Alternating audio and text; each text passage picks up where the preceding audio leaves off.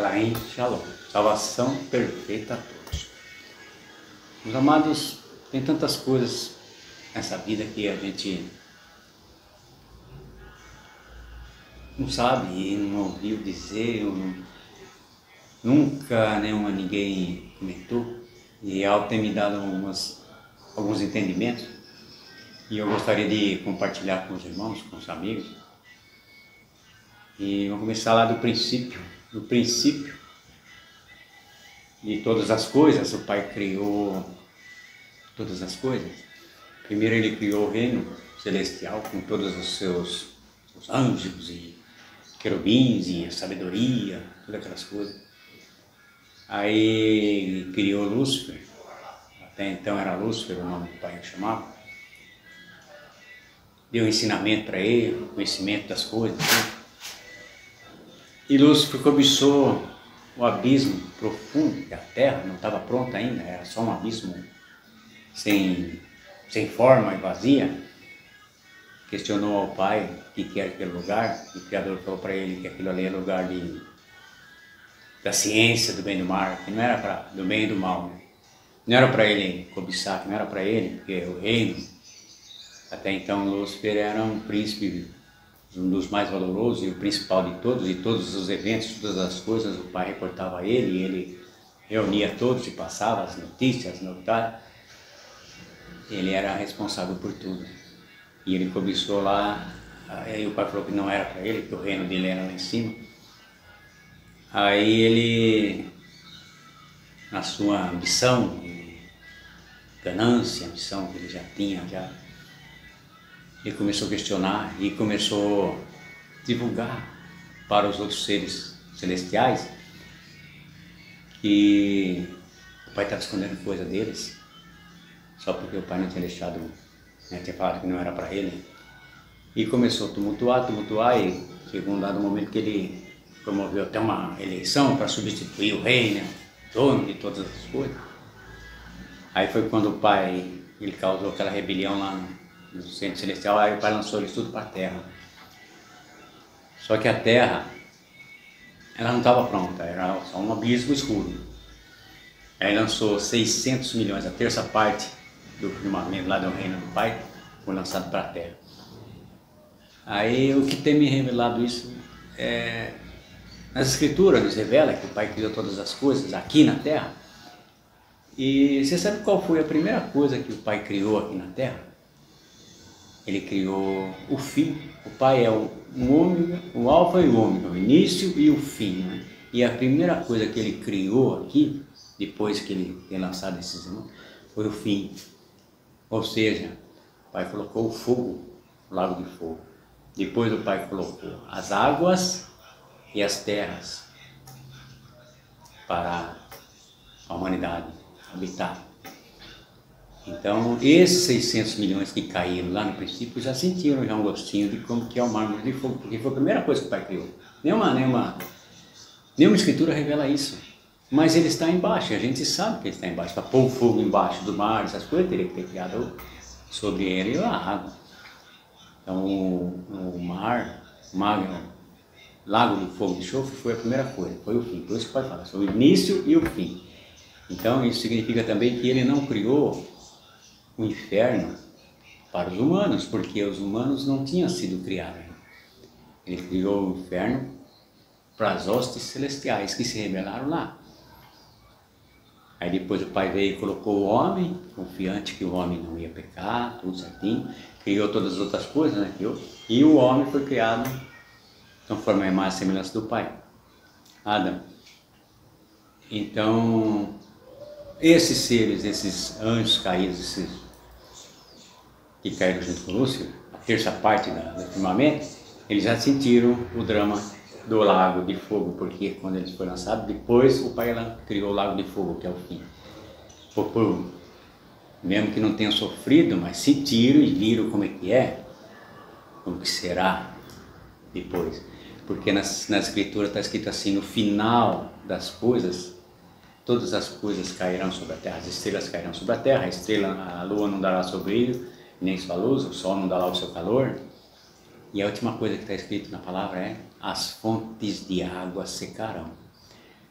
quando secar as fontes de água, o planeta se transforma no mármore do fogo, do inferno. Já está prontinho, então você vê como o Criador fez as coisas e plantou aí o mármore já prontinho, só tirar a água, pronto. Todos esses vulcões, essas coisas, vai tudo aflorar.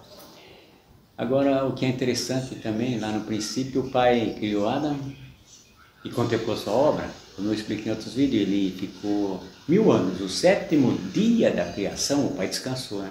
E contemplou sua obra, ou seja, o Pai ficou com Adão no 7º dia. Aí Adão viveu 1000 anos na presença do Pai, lá no Jardim do Éden.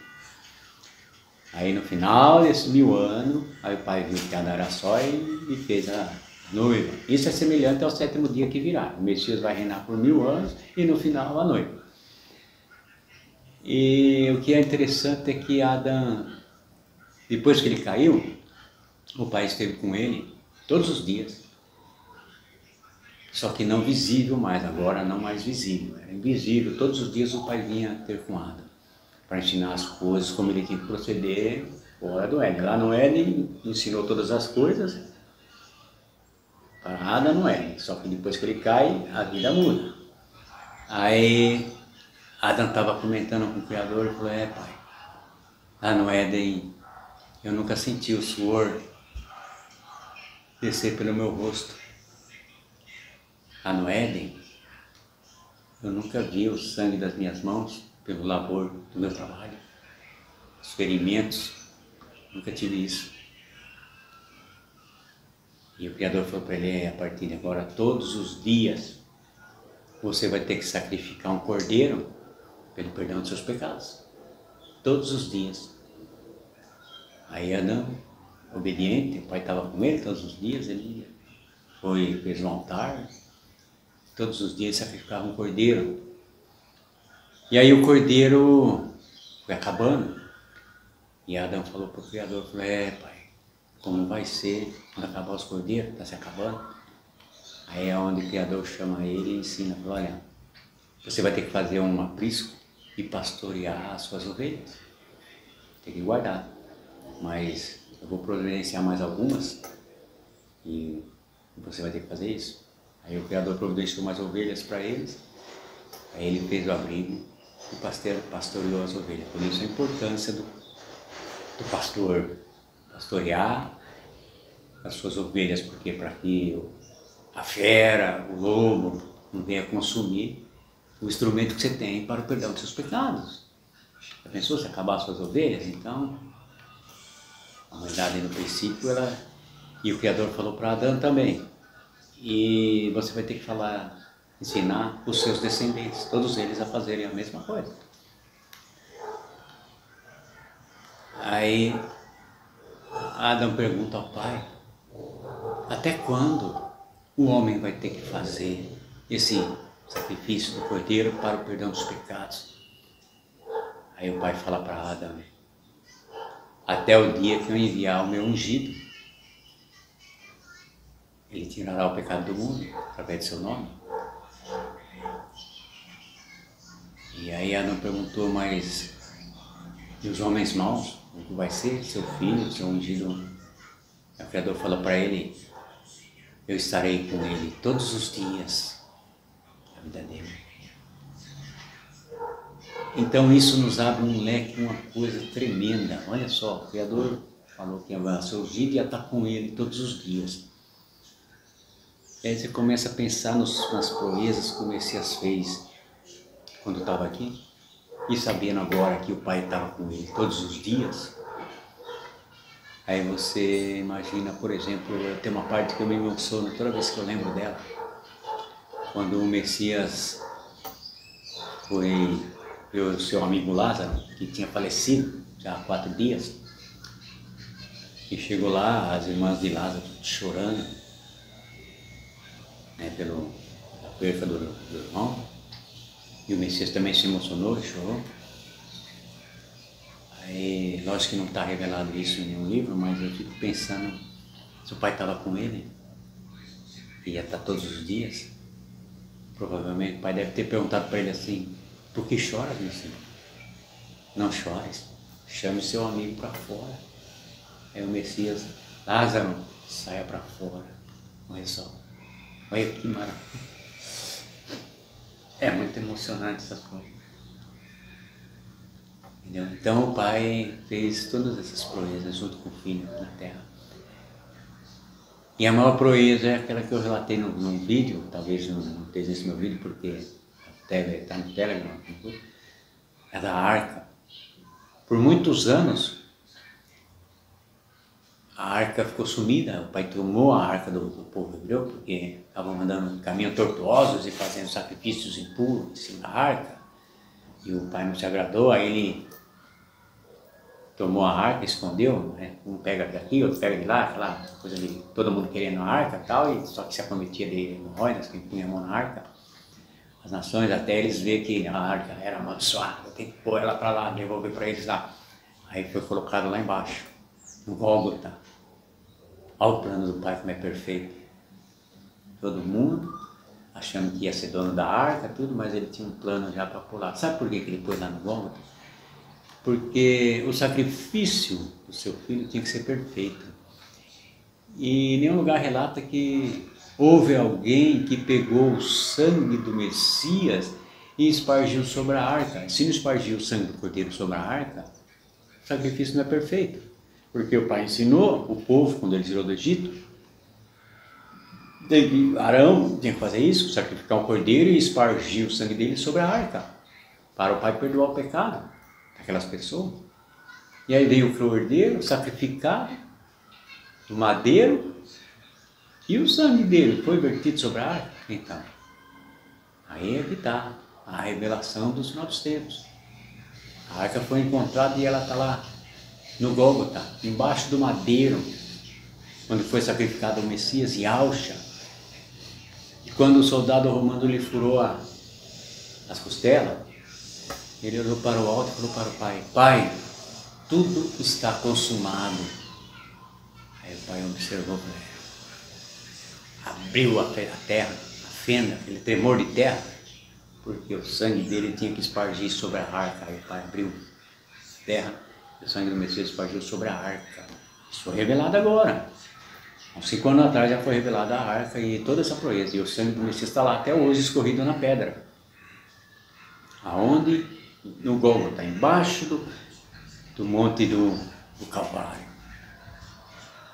Então, meus amigos, se você ainda fica acreditando nessas falácias, medite nisso aí para você ver. A proeza do Pai posicionou a arca lá 200 anos mais ou menos antes do Messias vir. A arca já estava pronta lá para o sacrifício do cordeiro. Ele veio para morrer pelos nossos pecados. Então, se você almeja a salvação, você tem que pedir para o cordeiro sacrificado. O nome dele, na palavra está escrito: não há outro nome dado por homens, senão já foi dado lá no início. Foi posto no início, não há outro nome. Eles distorceram esse nome para você não saber o nome. Yahshua é o Mashiach, Messias hebreu, sacrificado no madeiro. Se você não souber esse nome, não pedir perdão dos seus pecados para esse cordeiro sacrificado, você já está condenado. Infelizmente ou felizmente, felizmente para quem está ouvindo e vai guardar as minhas palavras e vai buscar. Mas infelizmente para muitos que não vão guardar as palavras e não vão ouvir.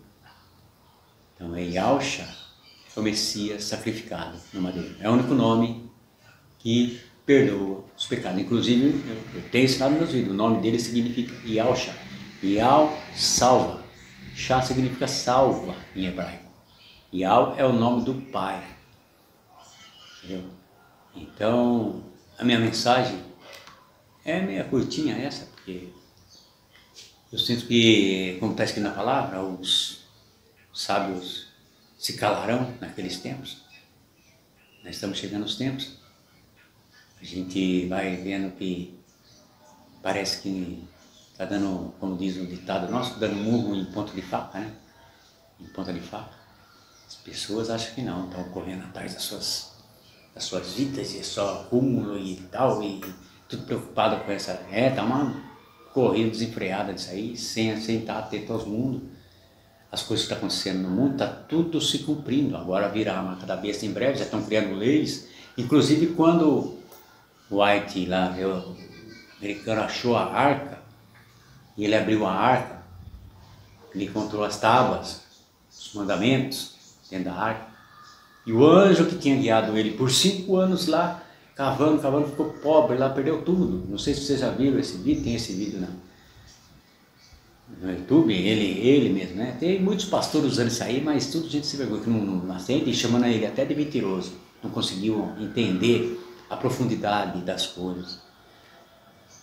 E ele mesmo lá, ele comenta. O anjo falou para ele, fala para a humanidade se atentar às leis do Pai. Essa tábua aqui, ó. Porque o homem vai criar leis para matar a humanidade e condenar.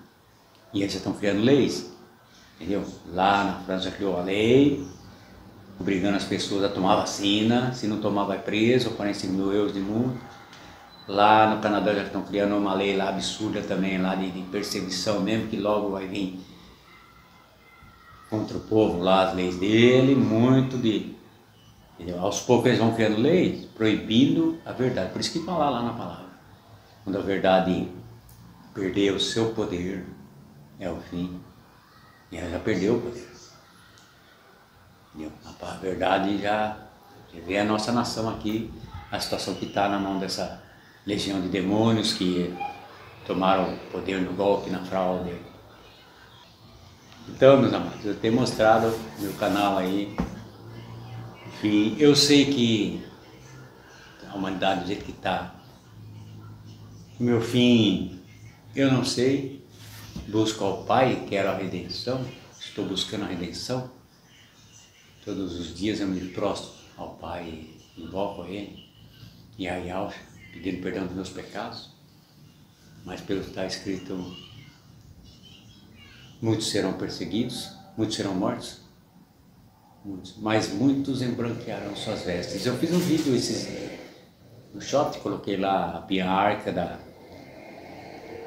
do final dos tempos, só que eu editei no celular e tal, se eu tivesse um computador eu tinha feito um negócio muito mais complexo. E a minha ideia era passar uma lâmina embaixo da luz ali e colocar nessa lâmina apostasia, o nome dessa lâmina, quando vier a apostasia. Por quê? Porque aquela luzinha, ela está meio alaranjada, porque muitos ainda embranquearão as suas vestes no período da apostasia. Agora, nesse mal, muitas pessoas vão ver as minhas palavras, eu e alguns, muita gente já no Brasil, sabendo o nome do Pai e do Filho, e vai buscar. Ontem eu li numa passagem aqui na Escritura que diz assim, que 10 puxarão a sua veste e Aldim, e pedirão, deixe-nos ir com você, porque nós sabemos que você tem Yahweh, 10 homens. Está escrito assim. Então, na hora de chegar a angústia, muitos vão procurá-los. Nós somos Yaldim. Yaldim é o povo de Yahweh, o povo que se chama pelo nome do Pai. Yahweh é pelo nome do Pai e Din é povo. Então,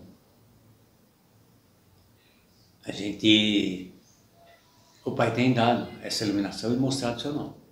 Por isso que fala lá, ele diz, o meu povo saberá o meu nome.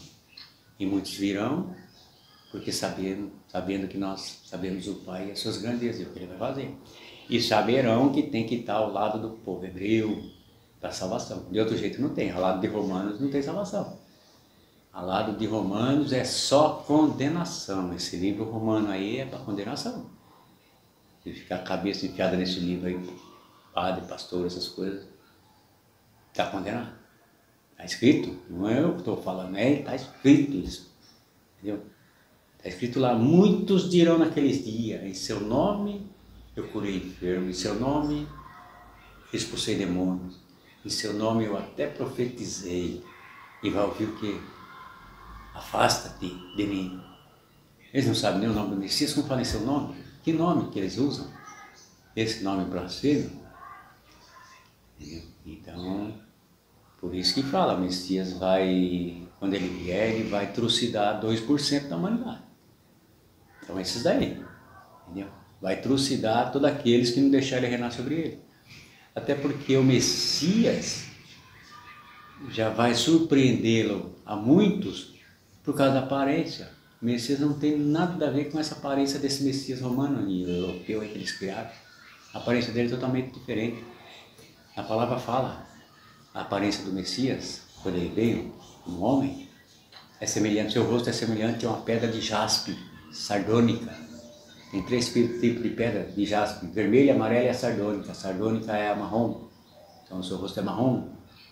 Seu cabelo é semelhante a lã, cabelo semelhante a lã, cabelo enroladinho.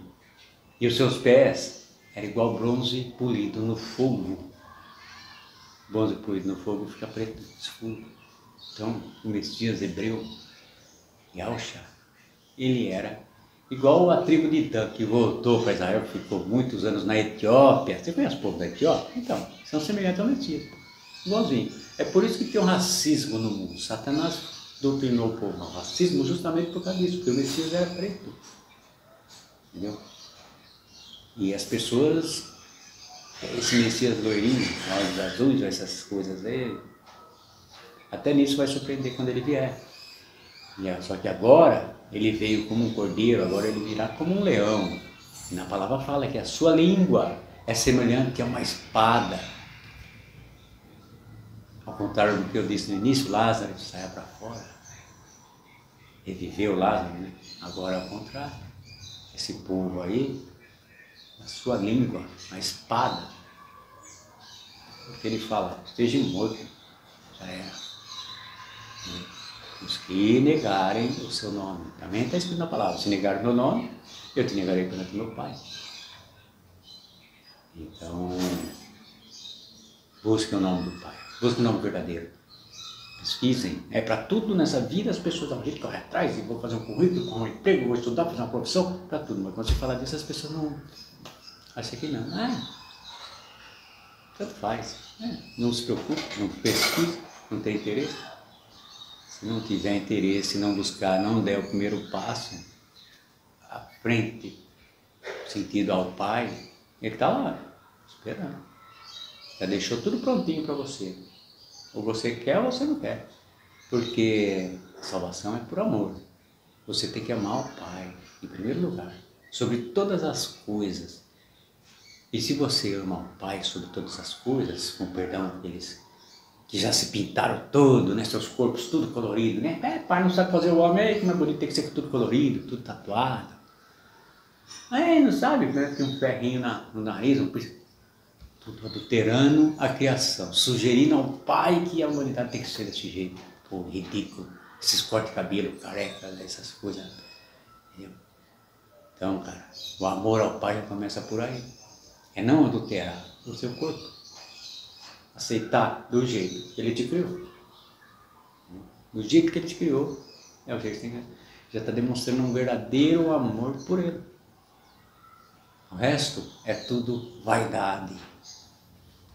É tudo correr atrás do vento, como diz o escritor.